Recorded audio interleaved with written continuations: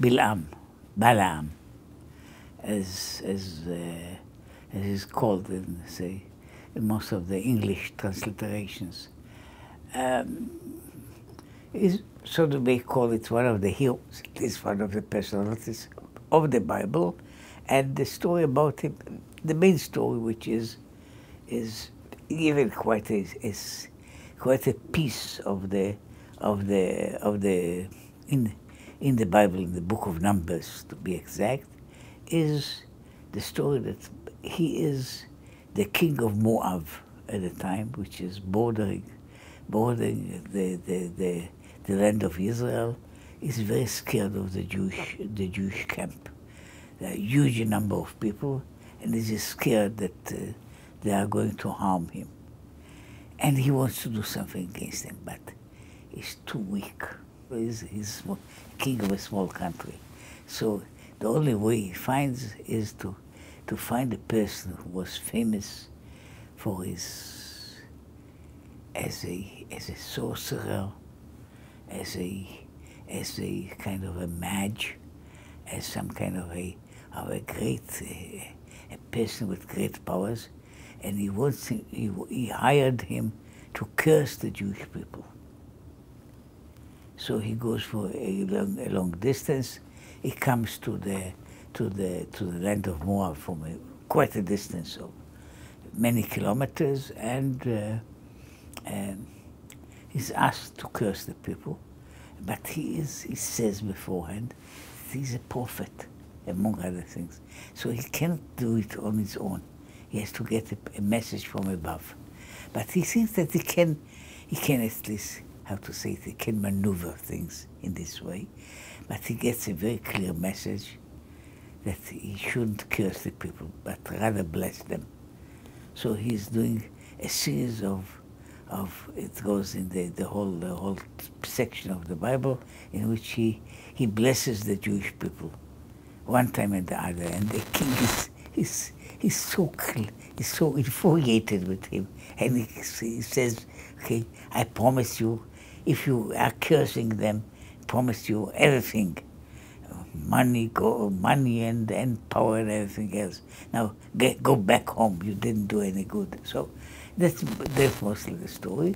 His prophecies are important enough to be included in the Bible, because his prophecies, except for the very high language and for the many blessings that he puts on the Jewish people, are also blessings that deal with the future and the far future, and possibly to the end of days. So they are very important prophecies. Now, the story of Balaam doesn't finish there. He seems to stay there. He gives, even though he was asked by the Lord to bless the Jews, and he's doing that because he's a prophet, so he says only what he gets as a message, he still didn't like the Jews. So he gives the king of Moab an advice what you can do against them, and he says you can fight them, but you can make them sin. They arrange a whole troop, many thousands of girls, to entice the Jewish people. And so the girls do a very good job of it. See, seemingly it wasn't too hard. I don't know how they were looking, but that's something else. And the sin, and they have there's a punishment. Many of them die in a famine, in a pest that comes later on, but Balaam stays in the place, and eventually, when the people of Israel take vengeance against these Midianites, they also catch him, and they kill him. So that's his end is that Balaam the sorcerer was killed by the Jews there. So that's the story about him. Now, in many ways, as a personality, as a hero of the Bible, is a very unusual one, because even in the Bible, his picture, if you take the whole picture, this whole image, is not terribly say, exciting or exalted, surely not. So, and now the rabbis in the midrashim added some of the things that was not written in the Bible directly, but they added to it all kind of dirty things. He was a dirty man as much as a person could be dirty. So he was. See, why take such a person like this? That is, whenever he's mentioned in later stories, is mentioned as an example of a bad person. A bad person. Not just a person that was yielding to his desires, but a bad person in essence. Now, surely not a saint. He's not depicted as a saint. But on the other hand, he's a great prophet. The prophecy is so important to be included in the Bible. And it's included also sometimes in the Jewish prayers. So it's a very high prophecy. And we see it as a very, very truthful prophecy with a person that is whatever he was. He was a person that was not to take all the other stories about it, but a man is really led by his pride. He has lots of that, or lots of pride, and lots of, he's greedy for money. That is clear.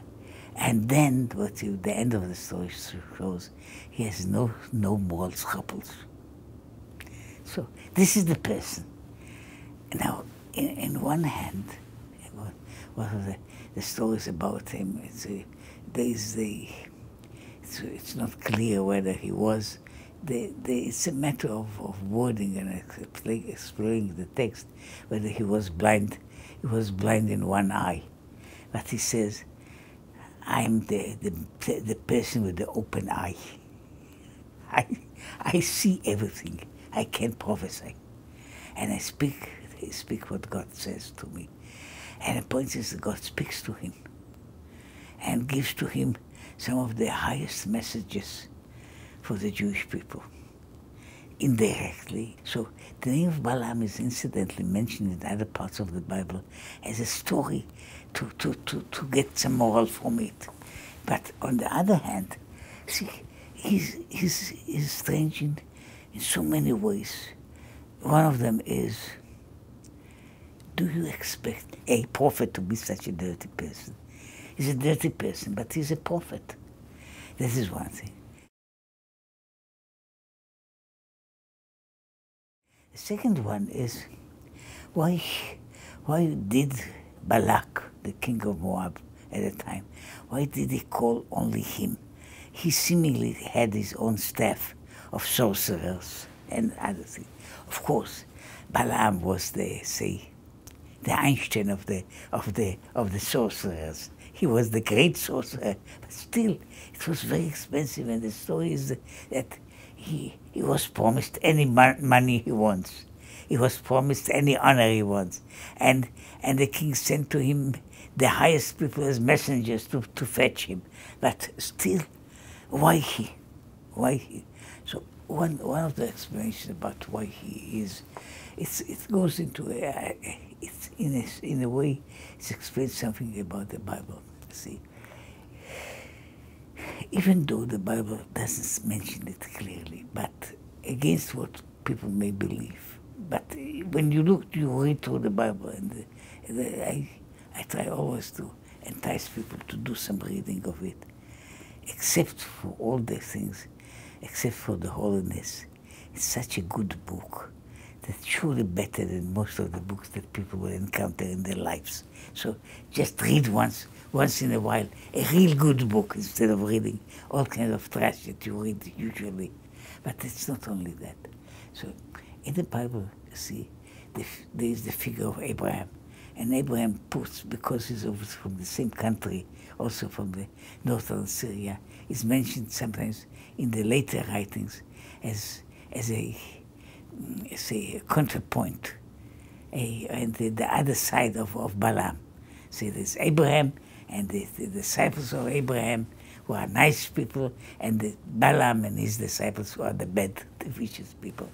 So the point is that if it, as it is mentioned in the Bible, if you read it carefully, Abraham was not the person who invented monotheism.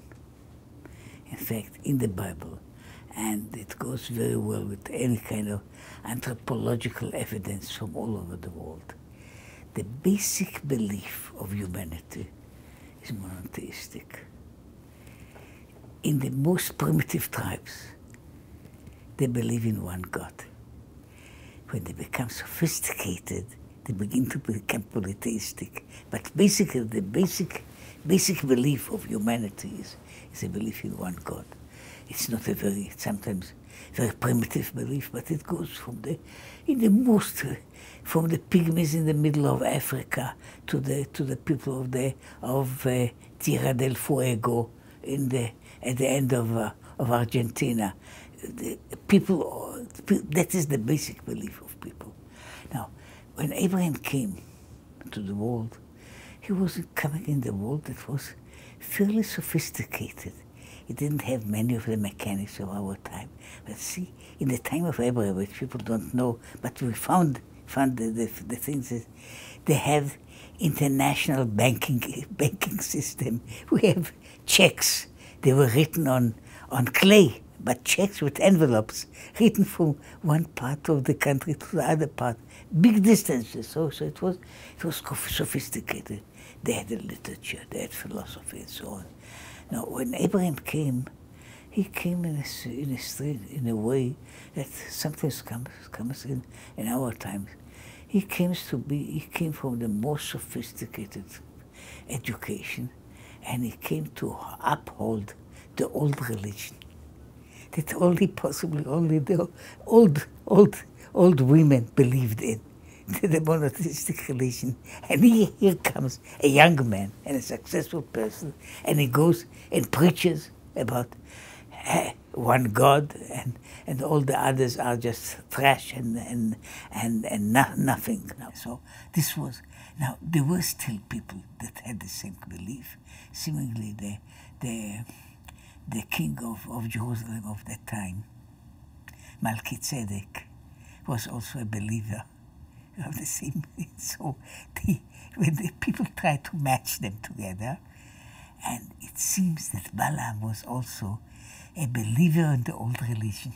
So they took him because they knew, see, God is taking the Jews out of Egypt.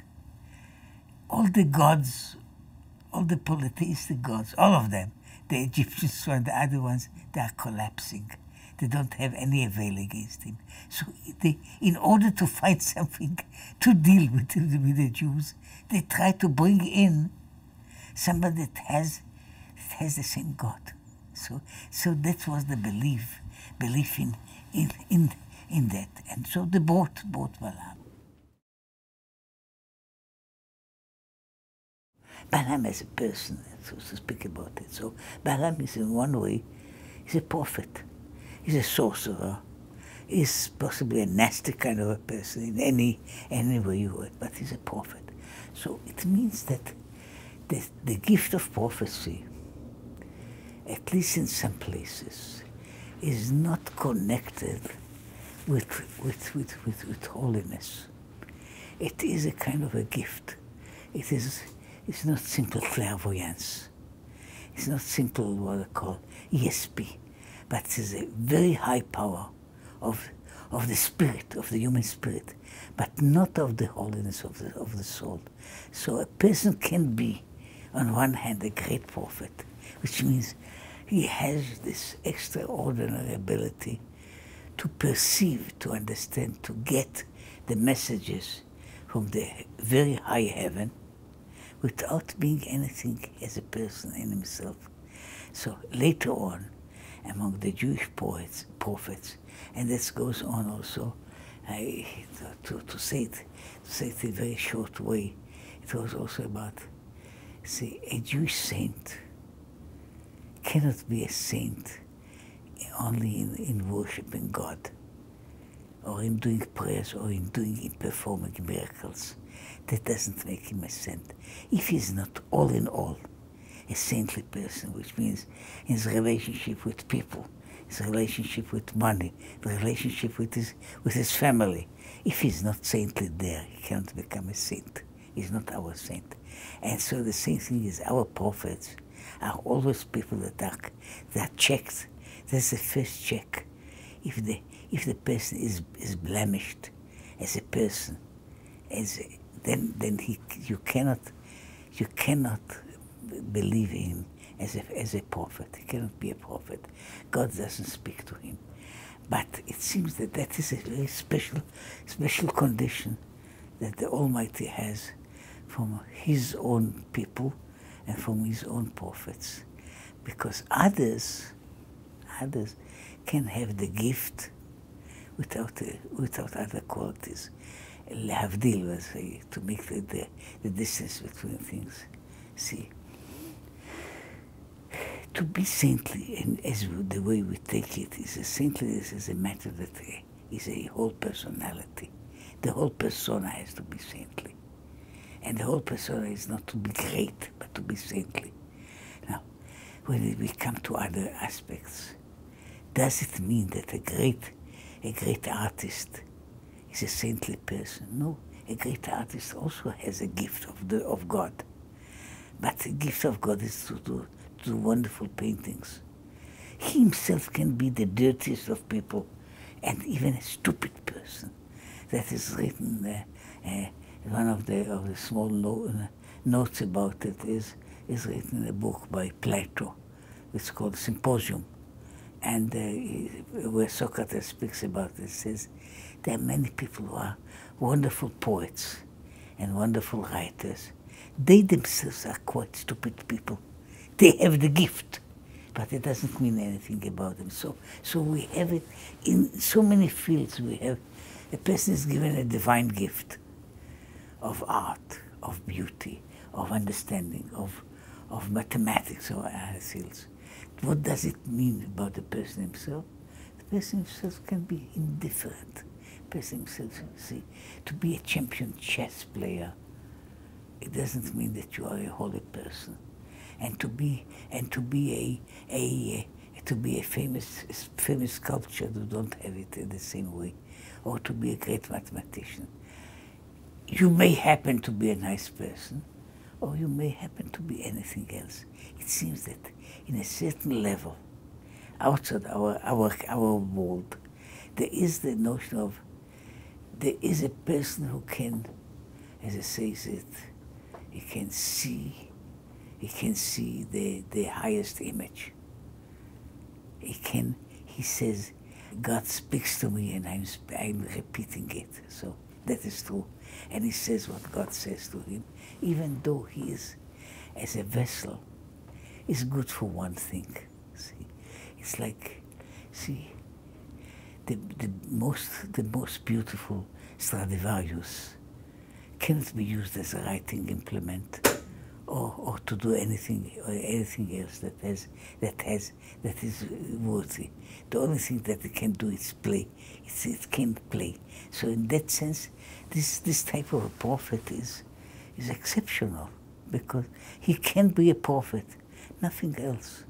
As a person, there may be, as it is in this picture, a person that has not just extraordinary intellectual gifts, or emotional gifts, or artistic gifts, and the person that has perhaps the super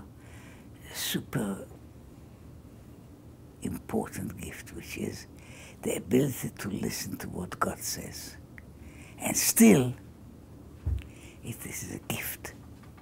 Now, the story of Balaam, as the personality of Balaam and what we know about him, is it is a complete description of the same thing. The person is a vessel to do something which is exalted, but it's a vessel for a message. Is not in himself, is not worth much. So that is in a way not only about Balaam.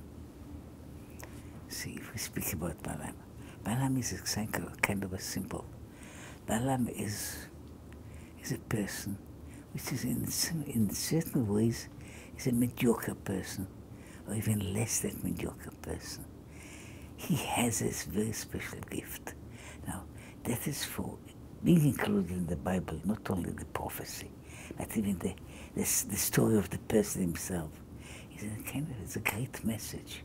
See, it's a great message, which means being an important person with great achievements in one field and another field.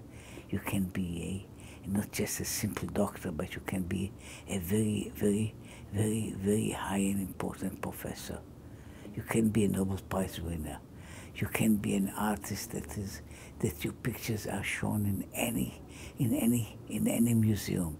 You can be a pianist that people will faint because of the beauty of your playing. But what does it mean about you as a person? Nothing. So there are gifts in different levels, one gift and another gift. And there's something else which is we are not when we are trying to find all kinds of special gifts. Okay, you have gifts. Some people are strong, and some people are beautiful, and some people have other qualities, even intellectual qualities, even emotional qualities. But there is another kind of measurement, which is the measurement, what we call it, and what is that person in himself. And that is a very different measurement. And therefore, the story of Balaam is, in a way, it makes us aware of the difference between what a person, what he has as qualities as other possessions, and what he is in himself. So that is not just an important message. You see, when it says in the book of Jeremiah, it says the wise shouldn't be praised for his wisdom. The hero shouldn't be praised for his powers. The rich shouldn't be praised for his money. In that a person can be praised when he understands and knows me, says the Lord. So that's a kind of different. It doesn't say that riches is not good, or that physical power is not good, or that wisdom is no good. He said that is not. If one wants to find what really matters is this kind of what is the connection, say, between, say, man and God, not as a message, because God sends all kinds of gifts to the world in every field, in every way. But the gifts doesn't mean that the person has anything more than the gift. So it's a matter of dealing with each other, looking at each other, and checking who is really not who is noteworthy, who is famous. Lots of people are famous, bad and good, but who is worthy. So that's including that special piece in the Bible, in the Chumash, is more than just a story. It's a story which has not only what it says has a great moral, but it says lots of things what it doesn't say. Here is a person who is so exalted and so talented, he can even say that when he falls asleep, he gets the vision of the Lord. He can see what will happen in the future. And when he speaks to the king, he says, "You stand up and listen to me, because I have a message, and the message is not for now. I see it from a distance and a bigger distance." And he's all of that is right. But he's a vessel he's like a microphone you don't attribute any holiness to a microphone. So that is what Balaam is, and that is a part of the story of Balaam, which is learning about the limits of power, even the limits of divine power, what it means and what doesn't mean, and what are the things that really have merit.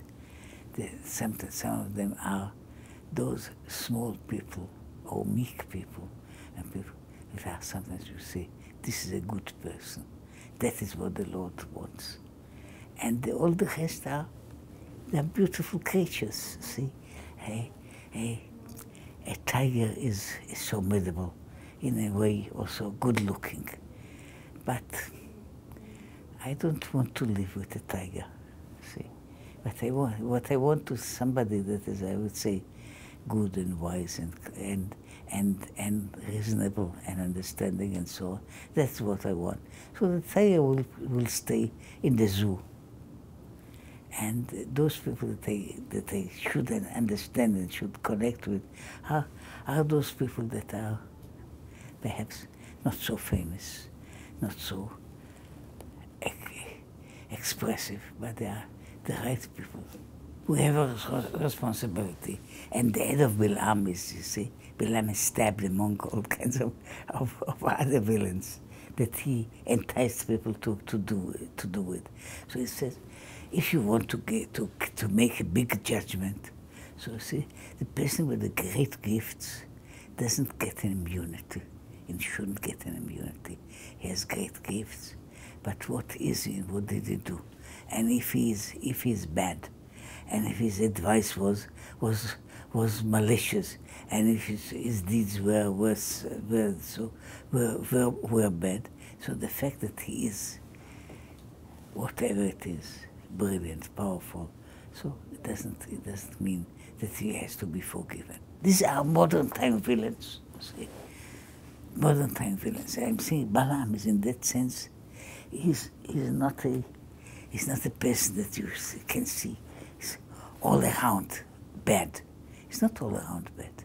He has all kinds of good qualities, sometimes shining qualities, but he's still a villain. And that's what I'm saying when I'm saying a modern time villain. It's not obvious. He's not a killer by whatever you see it. He's an enticer. He's the advisor of the head of the mafia. He's not killing anybody. So I'm saying that's all in all. It's a modern type fellow, but he's a modern type person, which is. You don't deny his high qualities, and you cannot be denied. You cannot deny his ability, but you can't question his morality. And that is very common.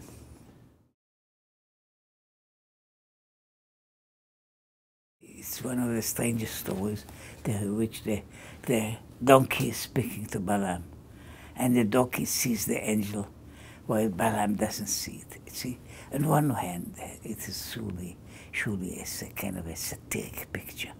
See, the great prophet who sees into high heaven cannot see the angel stopping him in the way, but the donkey sees it. So sometimes because, in a way, he's too proud to look. The donkey is not so that proud. So the donkey can see.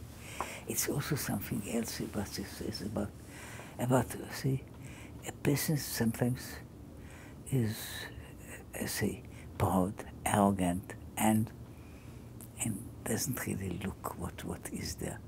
The donkey doesn't see everything, but the donkey has a feel about things that happen, which sometimes happens to animals that feel things. So the point is that when the donkey speaks to Balaam and defends itself, the donkey defends himself, says, "We are so friendly. Why did you hit me?"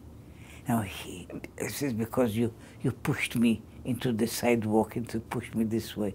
So here you have the angels coming and saying, okay, so the donkey saw it, the donkey behaved well. You didn't behave well. So, in fact, when he sees the angel, he says, okay, do you want him to go back home? So the angel says, okay, you came all the way, you can go on. So what happens to the donkey? The story again, not in the Bible, but in the later sources, is the donkey died. Donkey didn't continue to make speeches. But because it was something of a startling miracle to tell Balaam that you are really not a great master. So to just be able to accept, and that's what it does in a certain way afterwards. So the story is also about the small and the big, the important, the unimportant, and the great man, the great prophet, the great seer, and the small donkey that is so considered a stupid animal. So it has something to say about those things. So who is to be preferred? See? It seems that the donkey acts with more sense, with more responsibility than the master. So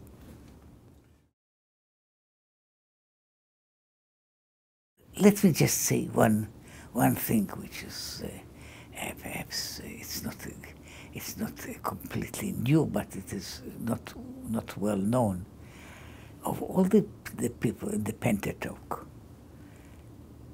no, we don't have any mention of any of the people of the Pentateuch in outside sources, in other writings or in archaeological findings. We don't have any of them, see? Not Abraham, not Isaac, not Moses. The only person that we have any kind of a mention of is Balaam. And that is very strange, because there is an inscription on a rock in Transjordan, in which there is an inscription written in ancient script, in a language which are, with all the scholars doing it, it is not completely understood, see? Not completely understood, because it's a mixture of, it's possibly some kind of a